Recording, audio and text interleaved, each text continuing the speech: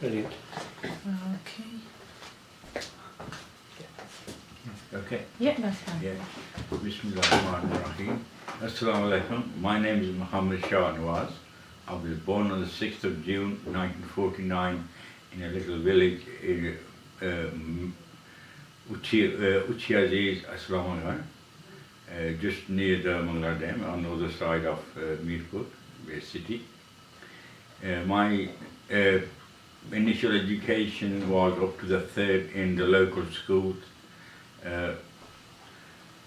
And that's before I came here. So I was fairly young, so I didn't have a lot of social life in Pakistan. So there's not a lot to talk about. I came into England in 1960 on 11th of November.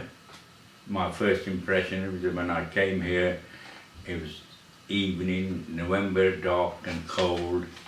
And got home to where my father was lodging, a room with some other people, and I had to share that room with them. And that was my first night in England. I didn't know anybody else apart from my father. And the first thing in the morning, he got a job and he went to work. And I was left all on my own among other people that I didn't know. I started school in '61 at junior school, Church of England school on Degas Road, which is now been converted into a community centre. I did my education, but my main thing that I learned my English from was that our neighbours were two English family, one Mr. and Mrs. Webster, and they had a son, Richard Webster, who was younger than me, but I went to school with him initially. And the family after that were Mr. and Mrs. Medgers, who were pensioners, and they didn't have any children. And they were quite fond of me.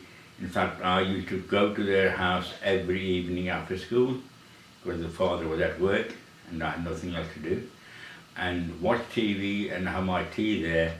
And they were so good that they will actually wash my clothes as well, to make sure that my clothes were as clean as anybody else in the school. So my first impression of British people were all positive. That's where I learned my English as well, to start with. At the school, it's very difficult because I was writing Urdu, and if you're going to write English, I had to learn the hard way. And of course, you progress annually to a different class, which was difficult to keep up. And then we had an Indian lady teacher who was teaching all the Asian lads who were in school who couldn't speak English, and I had to spend a year there.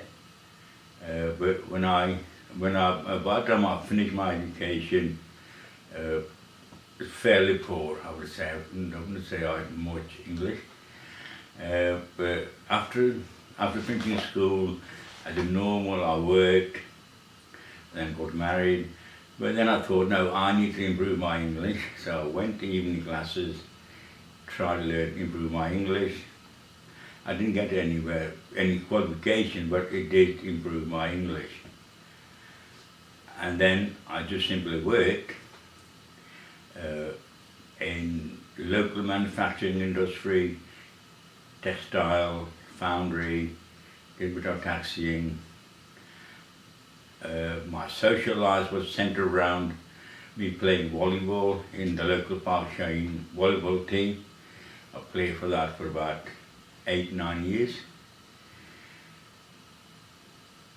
But as my working life, last manufacturing work was in Leeds Foundry, where I worked for 12 years. I was made redundant in 1987, and the next thing I did was I volunteered with Derby Citizens Advice Bureau. I was there for more than a year. I learned a lot of social skills from that, and in February 1988, I got a job with Derbyshire County Council Social Services Department as a trained social worker. I got into Leicester Polytechnic in 91, I think. 18 months after, sorry, 89, September, August 89, and then 91 I was a qualified social worker. I did, but I felt that was my proudest moment because I had finally achieved something that I would not have dreamed that I could improve my academic standard up to that. From there on, I worked in Derbyshire County Council in Erewash, which covers Long Eaton, Ilkeston mainly area, that side of town, not in Derby City, until I retired. So I worked there for 26 years. I was never interested in the local politics or community centres or mosques. No, it just did not suit me. I'm married, I've got 3 children, 2 boys and a girl, all married, all living in their own houses. So I think I had a good life. I made good use of it. My children are proud of me. We all know their first language is English, whereas mine I think is 50-50. My grandchildren, of course, they're just English. Yeah. Anything else? Am I missing anything out? About community, how, so you said that you were not interested in anything. How was, like you were contributing in the community, in Pakistani community or community wherever you were living? Well, Pakistani community in Derby grew slowly, and from when I first came in 1960, I think there were probably 3 or 4 houses for Muslim families. And I think we bought one, my dad bought a house in 1960, I think it was 1 or 2, and that's when I had our own room and I had my own bed. Up to then we were sharing places, but the Pakistani community grew slowly but surely. The first mosque on Dergas Road, 54 Dergas Road, was brought and converted into a mosque, and that has remained our mosque for many years.